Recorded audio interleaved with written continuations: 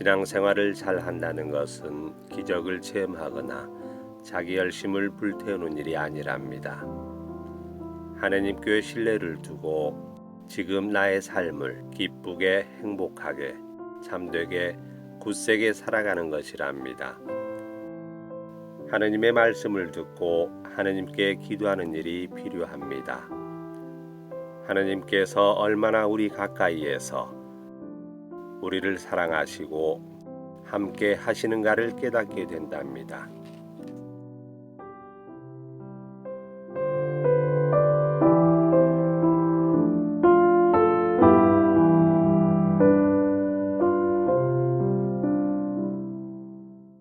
기도합시다.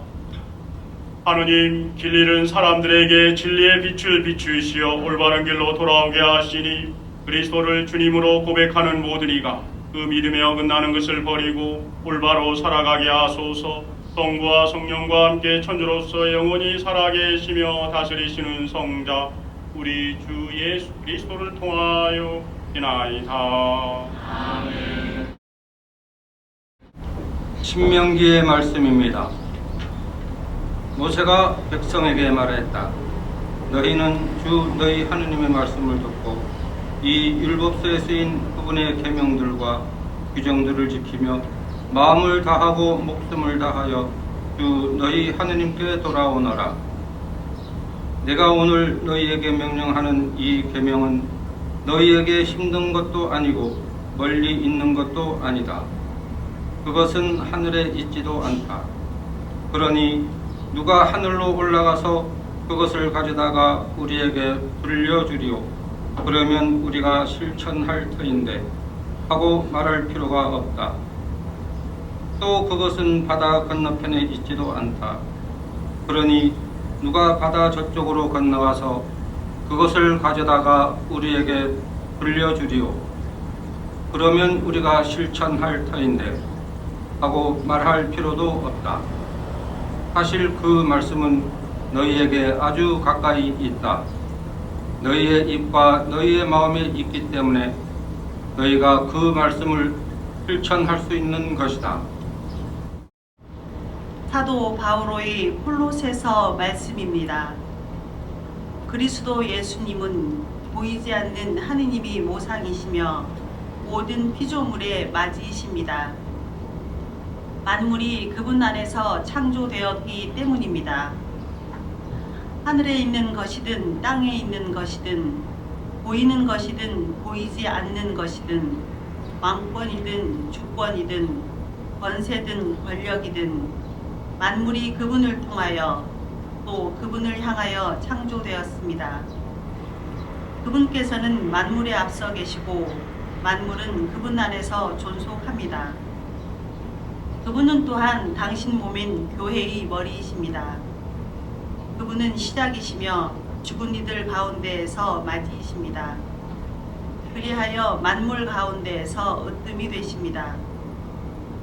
과연 하느님께서는 기꺼이 그분 안에 온갖 충만함이 머무르게 하셨습니다.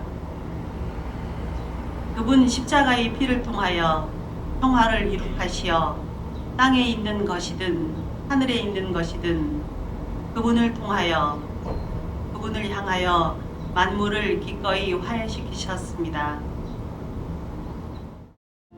루카가 전한 거룩한 복음입니다.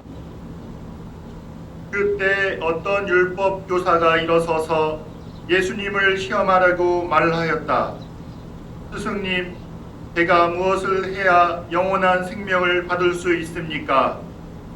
예수님께서 그에게 말씀하셨다. 율법에 무엇이라고 쓰여 있느냐? 너는 어떻게 읽었느냐? 그가 내 마음을 다하고 내 목숨을 다하고 내 힘을 다하고 내 정신을 다하여 주 너의 하느님을 사랑하고 내 이웃을 너 자신처럼 사랑해야 한다 하였습니다. 하고 대답하자 예수님께서 그에게 이르셨다. 옳게 대답하였다. 그렇게 하여라. 그러면 내가 살 것이다. 그 율법 교사는 자기가 정당함을 드러내고 싶어서 예수님께 그러면 누가 저의 이웃입니까? 하고 물었다. 예수님께서 응답하셨다. 어떤 사람이 예루살렘에서 예리코로 내려가다가 강도들을 만났다. 강도들은 그의 옷을 벗기고 그를 때려 포주검으로 만들어 놓고 가 버렸다. 마침 어떤 사제가 그 길로 내려가다가 그를 보고서는 길 반대쪽으로 지나가 버렸다. 레위인도 마찬가지로 그곳에 이르러 그를 보고서는 길 반대쪽으로 지나가 버렸다. 그런데 여행을 하던 어떤 사마리아인은 그가 있는 곳에 이르러 그를 보고서는 가엾은 마음이 들었다. 그래서 그에게 다가가 상처에 기름과 포도주를 붓고 싸맨 다음 자기 노새에 태워 여관으로 데리고 가서 돌보아 주었다. 이튿날 그는 두 데나리온을 꺼내 여관 주인에게 주면서 저 사람을 돌보아 주십시오. 비용이 더 들면 제가 돌아올 때 갚아드리겠습니다. 하고 말하였다. 너희는 이 세 사람 가운데에서 누가 강도를 만난 사람에게 이웃이 되어 주었다고 생각하느냐? 율법 교사가 그에게 자비를 베푼 사람입니다. 하고 대답하자 예수님께서 그에게 이르셨다. 가서 너도 그렇게 하여라. 신앙인은 누구나 구원을 바랍니다. 이 구원은 우리 신앙생활의 이유이자 목적입니다. 그런데 이 구원은 하느님과 이웃 사랑의 열매입니다. 그런데 하느님 사랑과 이웃 사랑은 앞서거니 뒤서거니 하지 않습니다. 이 둘은 하나입니다. 사실 눈에 보이는 하느님의 모상, 바로 여러분입니다. 바로 우리죠. 눈에 보이는 하느님의 모상, 우리. 구체적으로는 이웃도 될 수 있고 가족, 부모님이 될 수 있죠. 이웃을 사랑하면 눈에 보이지 않는 하느님을 사랑하는 것과 같습니다. 그러므로 오늘 하느님 사랑의 또 다른 얼굴인 이웃사랑, 이웃사랑이 도대체 무엇인지 잠시 묵상을 해보고 싶습니다. 오늘 예수님께서는 여러분도 잘 알다시피 이 이웃사랑을 사마리아인의 그 비유로, 착한 사마리아인의 비유로 설명해 주십니다. 가령 어떤 사람이 강도를 만나가지고 초주검이 됐습니다. 그러자 이제 성전에서, 그러니까 성당에서 예식을 마치고 미사를 마치고 이렇게 돌아오던 사제는 집에 돌아가다가 그 사람을 봅니다. 보니까 반대쪽으로 이렇게 지나가 버렸다 이랬어요. 이 말은 무슨 말이냐면 보고도 멀리 피해서 그냥 가버렸다 이런 말입니다. 또한 사람이 등장하는데 이 사람은 사제의 보조자고 또 성전을 관리하던 사람인데 이 레위인도 마찬가지입니다. 마찬가지로 그 사람을 보니까 길 반대쪽으로 가버렸다. 멀리 지나서 가버립니다. 그런데 또 다른 한 사람이 등장하는데 이 사람은 당시 하느님을 모르던 이방인 사마리아인입니다.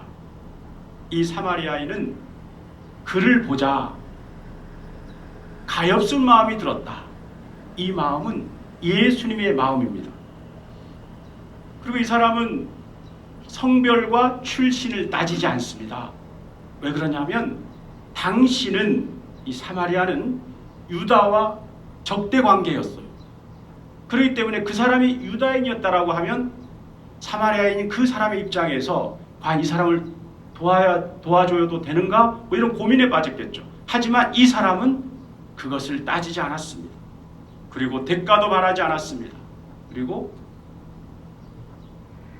그의 고통을 자신의 고통으로 여겨가지고 이웃사랑을 실천합니다.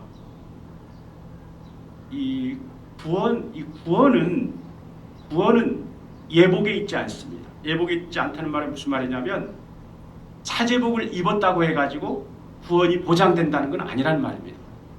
얼만큼 이웃사랑을 실천하느냐 여기에 달려 있습니다.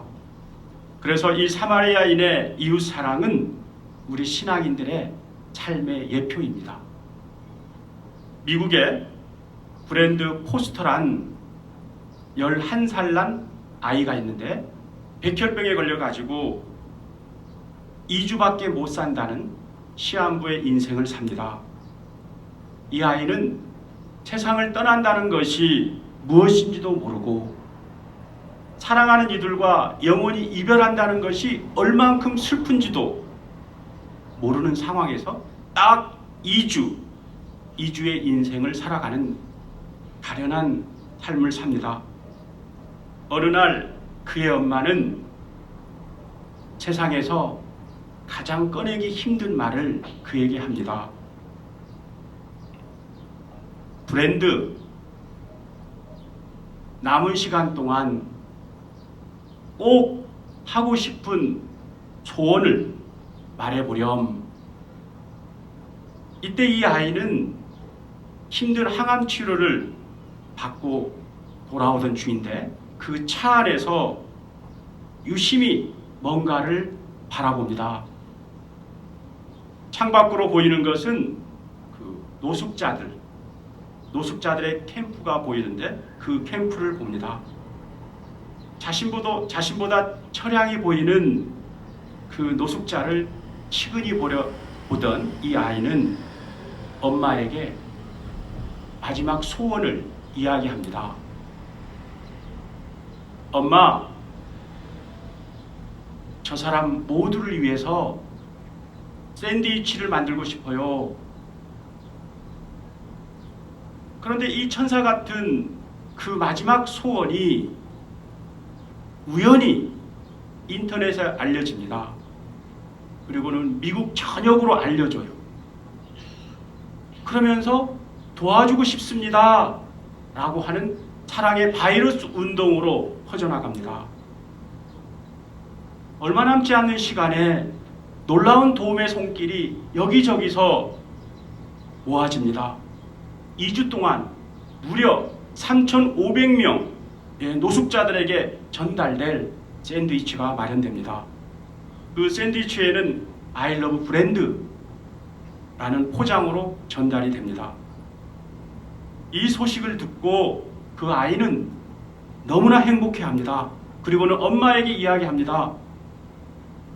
엄마, 행복한 시간이었어요. 숨이 멈추는 순간까지 행복할 것 같아요. 란 마지막 말을 남기고 그 다음날 그 아이는 엄마 품속에서 숨을 거둡니다. 바로 이런 브랜드의 사랑이 예수님께서 바라시는 참된 이웃사랑입니다. 그리고 하느님의 사랑입니다. 그리고 구원의 완성을 이루는 길이자 참된 신앙인의 모습이기도 합니다. 그러므로 형제 자매 여러분, 만일 우리 각자에게 지금 2주간의 시간이 남아있다면 가장 먼저 무엇을 하시겠습니까? 잠시 묵상하겠습니다.